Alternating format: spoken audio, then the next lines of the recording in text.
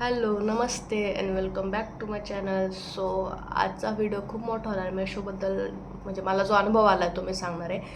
So आजकाल सगळेच लोक ऑनलाईन शॉपिंग करतात. ठीक आहे, म्हणजे भरपूर सगळेच जण ऑनलाईन शॉपिंग करतात. ज्यावेळेस डिलिव्हरी पार्सल होतं त्यावेळेस काय प्रिकॉशन घेतले पाहिजे, म्हणजे सो त्यासाठी मला जो अनुभव आला ते मी तुम्हाला शेअर करते. तर हा व्हिडिओ खूप मोठा होणार. सो प्लीज जर म्हणजे वाटत असेल जेन्युअल तर प्लीज शेवटपर्यंत बघा. ओके.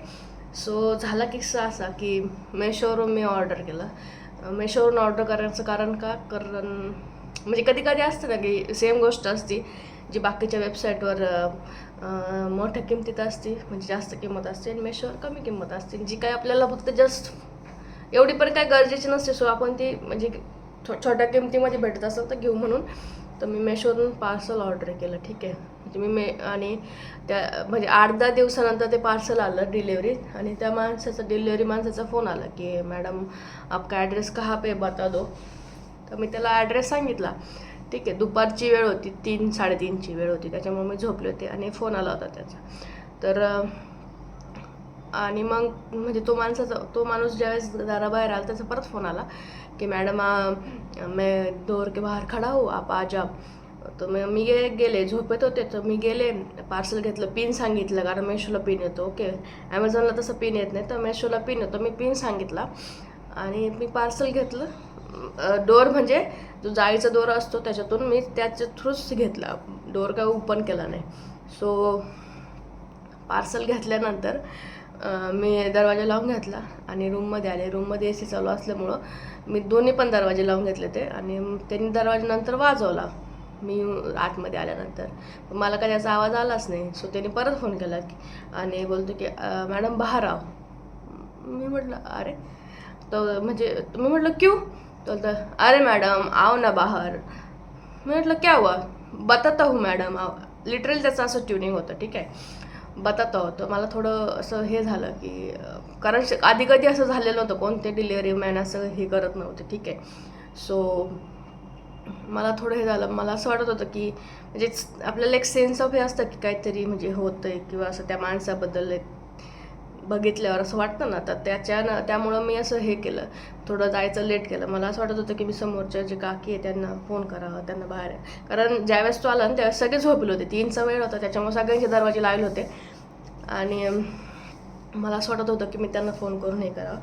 पण म्हणजे थँक टू गॉड आणि थँक टू देम की त्यांनी स्वतःहून दरवाजा उघडला. कारण त्यांनी दरवाजा वाजवला ना, मी उघडला नाही. सो त्यांना वाटलं असं काय, त्यांच्यामुळे त्यांनी दरवाजा उघडला.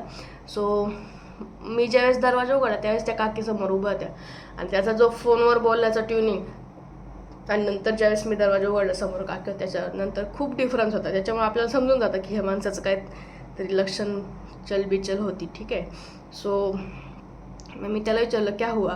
तो बोलतो मॅडम पार्सल लीजिए ना, स्कॅन करना है. ज्यावेळेस पार्सल आपल्याकडे येतं त्यावेळेस पहिले ते स्कॅन करते, मग आपल्याला पिन येतो. मग आपण पिन सांगितल्यानंतर ते हे करते. तर त्याने मला विचारलं अरे मॅडम पार्सल दीजिए ना, स्कॅन करना. म्हटलं आपने तो स्कॅन किया था और पिन भी आया, तो पिन बताया मैंने. फिर बोलतो अरे मॅडम वो हुआ नाही. आणि ज्यावेळेस त्यांनी ते स्कॅन करायसाठी घेतलं त्याच्यात हात असं थरथर कापत होता. सो म्हणजे काहीतरी अघटित घडणार होतं, पण त्या काकी समोर उभ्या होत्या.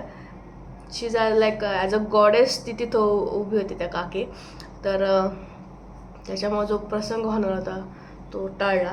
सो तो माणूस त्याच्यानंतर गेला. म्हणजे मला त्याच्यानंतर अर्धा तास असं म्हणजे एक होतं ना की काहीतरी होणार होतं, आपल्याला जाणवतं. त्याच्यानंतर मी खूप अर्धा तास हे केला.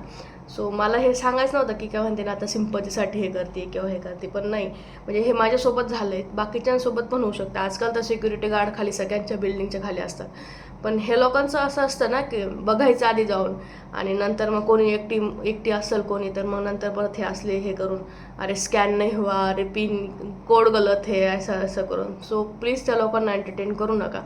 भले ऑथराईज वेबसाईट असो, ऑफिशियल त्यांची साईट असो, किंवा ऑथराईजवाला हे असो. So please. आणि आजकाल ते ऊन खूप आहे त्याच्यामुळं ते झोमॅटो किंवा बाकीच्या ह्याच्यामध्ये येतं की त्यांना प्लीज पाणी बिणी विचारा, असं तसं. हे कधी ज्यावेळेस तुमच्या घरात लोक असतील त्यावेळेसच हे असं सध्या करा. एकटा असल्यानंतर त्या लोकांना एंटरटेन करू नका. म्हणजे हा किस्सा माझ्यासोबत झाला आहे, उद्या बाकीच्या कोणासोबत होऊ नये. आणि ह्याच्या पुढं पण बाकी काय काय आपण असं झोपेत असतो आणि काय माहीत नसतं, कारण सगळेच डिलिव्हरी मॅन तसे नसतात, मी सगळ्यांनाच हे करत नाही आणि सगळ्याच वेबसाईटसुद्धा तसे नसतात, मी सगळ्यांना. पण काय काय कधी कधी असं होऊ शकतं आणि काय अघटित घटना घडल्यानंतर आपण काहीच करू शकत नाही. सो ते घडण्याच्या आधी ह्या प्रिकॉशन तुम्ही घ्या, त्यांना एंटरटेन करू नका. आणि शक्यतो ना म्हणजे आता तर त्याच्यानंतर तर मी कानाला खडा, मेशो डायरेक्ट डिलीट. ओके, हा किस्सा माझ्यासोबत झाला त्याच्यामुळे मेशो डिलीट. आणि ते मेशो पण काय बाकीचे पण वेबसाईटमधून मी अजून ऑर्डर केलं नाही, त्याच्यामुळे मला त्यांचे व्हॉट्सअपला येऊ राहिला, you stuck there, you didn't purchase that. So I hope ह्या व्हिडिओतून तुम्हाला थोडी तरी जानकारी किंवा माहिती किंवा प्रिकॉशन भेटतील, घेता येतील. कारण काय होईल सांगता येत नाही. ठीक आहे, फ्युचरमध्ये काय लिहिलेलं असं ना आपल्या नशिबात, ते कोणी सांगितलेलं नाही. So please take care, precautions घ्या, अशा लोकांना एंटरटेन करू नका. काय कायच्या डेली लाईफमध्ये असेल म्हणजे भरपूर भेटत असतील, पण माझ्यासोबत हा किस्सा झाला त्याच्यानंतर मला असं वाटलं की हा शेअर करावा. सो मी तर व्हिडिओ बनवत आहे. आणि बाकीचे तर जे काय मी बोलले ते म्हणजे माझ्या अनुभवातून बोलले, बाकीचं मला माहीत नाही. So please take care, bye.